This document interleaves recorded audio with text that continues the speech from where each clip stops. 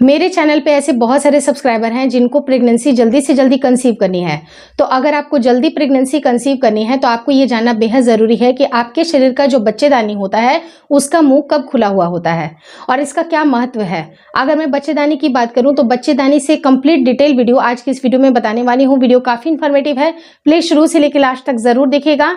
नमस्कार दोस्तों, मेरा नाम हर्षिता वर्मा है और आपका मेरे चैनल ट्विंस माय वर्ल्ड पे बहुत बहुत स्वागत है। अगर जल्दी से जल्दी प्रेगनेंसी कंसीव करनी है तो आपको आपके शरीर के बारे में अच्छी तरह से नॉलेज होना ज़रूरी है। सबसे पहले आपका मेंस्ट्रुएशन कब आता है, आपका अंडा कब रिलीज होता है, कब आपका इम्प्लांटेशन होता है और आपके शरीर में आपको क्या वांट है, कब आपकी लिबिडो जागती है, कब आपकी लिबिडो जब हाई रहती है और कब आपको ओव्यूलेशन के टाइम पे रिलेशनशिप प्लान करना चाहिए, ये सब कुछ जानना ज़रूरी है।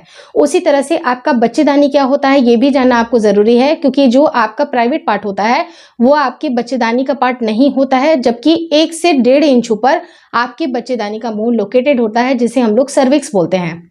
इस सर्विक्स का प्रेगनेंसी कंसीव होने में बहुत ज़्यादा महत्व है, क्योंकि जो बच्चेदानी का मुंह होता है जिसे हम लोग सर्विक्स बोलते हैं, जब तक ये ओपन नहीं होगी तब तक जाके आपकी प्रेगनेंसी नहीं रुकेगी।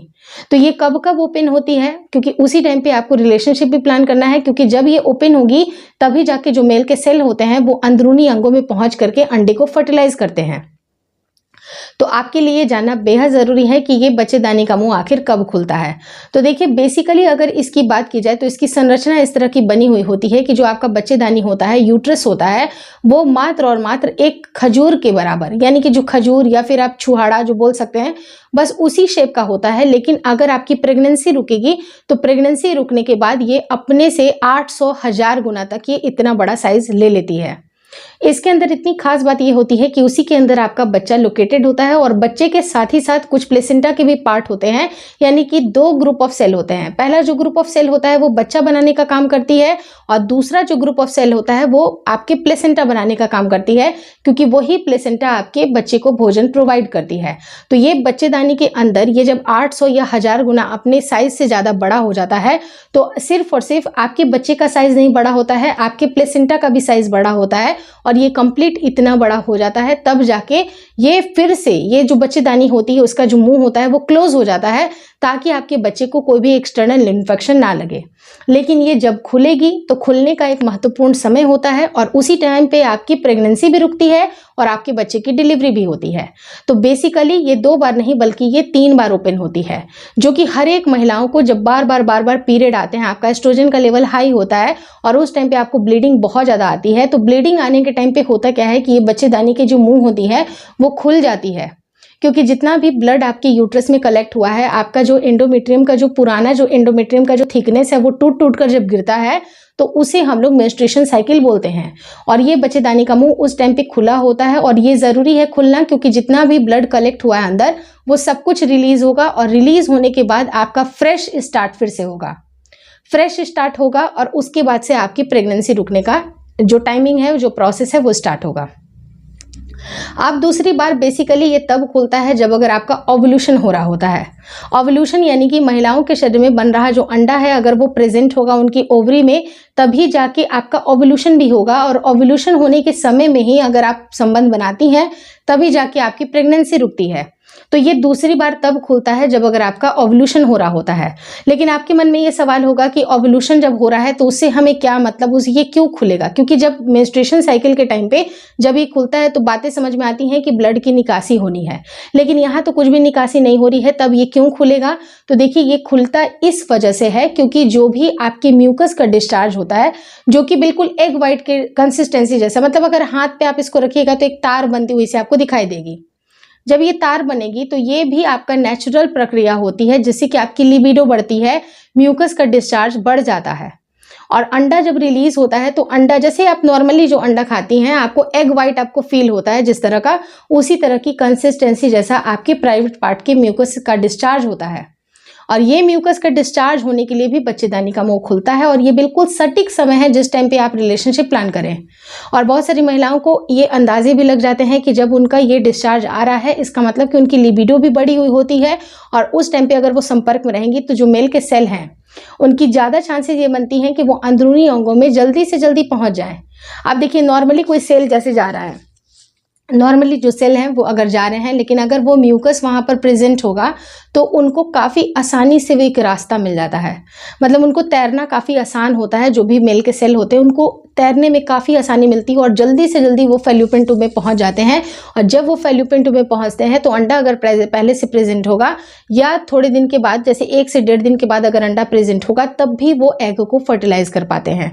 तो इस म्यूकस का डिस्चार्ज होना भी ज़रूरी है, जो कि आपकी लिबिडो को भी बढ़ता हुआ संकेत देता है कि आपकी लिबिडो भी बढ़ चुकी है और साथ ही साथ आपकी बॉडी में ओव्यूलेशन भी हो रहा है, जिसे हम लोग कहते हैं कि बच्चेदानी का मुंह इस टाइम पे खुला है। जिन भी महिलाओं को प्रेग्नेंट होना है वो अपने ओव्यूलेशन के 1 से 2 दिन पहले और 1-2 दिन के बाद, मतलब 2 दिन तो नहीं कहेंगे, मैं आपको यही रिकमेंड करूंगी कि अगर आपका 14वें दिन पे ओव्यूलेशन हो रहा है तो आप करीब 10वें दिन 11वें दिन यहाँ से ट्राई करना स्टार्ट कर दे। और कब तक करें तो 16 तारीख तक कर ले, यानी कि 1 से 1.5 दिन के बाद तक भी आप कर सकती हैं, क्योंकि अंडे की एक खास बात ये होती है कि 1 दिन तक वो जीवित रहती है।